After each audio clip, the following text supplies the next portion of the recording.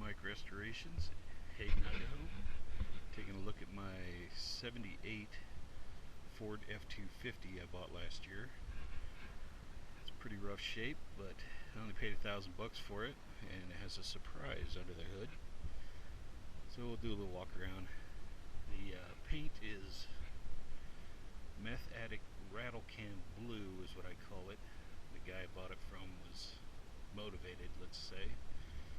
But there's no cancer on it. Very little surface rust.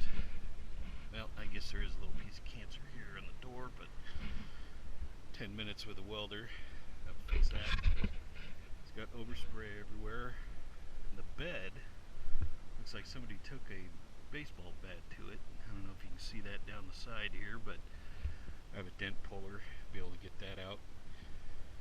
The wheels, a lot of brake dust, but I'm going to blast those and plastic coat them. In case I don't like it, I can peel it off.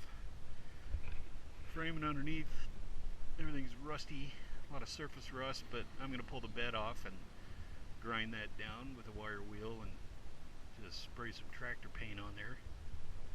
Sandblast the underside of the bed, and I'm going to use a Raptor liner on that. Get rid of this goofy tailgate.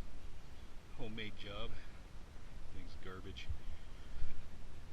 There's another shot of the fancy paint job on this side. And door's bubbling up, so I'm going to have to replace this door. I don't want to have to fix that. I don't think it's through yet, but it's getting there. And now the best part of this whole truck, under the hood here. It's got a 1972 460 that runs like a top. I drove this truck home about 25 miles. Got it up to 70 on the freeway. Rides really smooth. The only squeak in the whole truck is the seat latch, so I can fix that. But I didn't like the accessories, how they were lined up. Everything was cockeyed and the belts were all crooked, and I'm surprised they lasted as long as they did. But here at Mike's, he's going to pull off those pulleys, paint the motor. I've got a CVF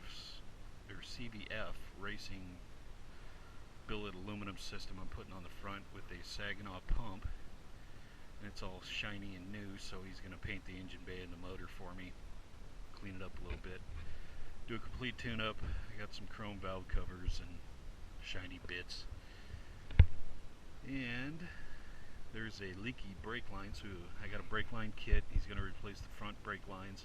I'll do the back ones later. Carburetor needs a rebuild. He's going to do that. And a new battery tray, get rid of that rusty battery tray. And I've got all that stuff, so just waiting for my turn to get in the shop, and he's going to power wash it a little better than I did. It's got a lot of gunk underneath from the leaky brake line and all that, so power steering's leaking all over the place too, so he's going to fix all that. And then on the outside of this thing, I'm going to go with the OD green with the Raptor liner, and that'll, as soon as I get all these dents pulled, it'll cover those up. I'm just going to put a big glob of Bondo on the whole thing and sand it so it's halfway smooth, and then spray it with the Raptor liner. Should turn out pretty good. Interior's not too bad. Dash has a couple cracks, but that's no big deal to get a new pad. And we got a headliner, so I'm going to paint everything in here black and rebuild the column. It's all busted up, as you can see. No shift indicator or anything like that. And might replace the plastic. Looks like it's cut out around the radio, but that's not a big deal. And it's got all kinds of goofy switches and who knows what all in here, but I'll get rid of all that junk. Put a decent stereo in it. That's a cassette player over there.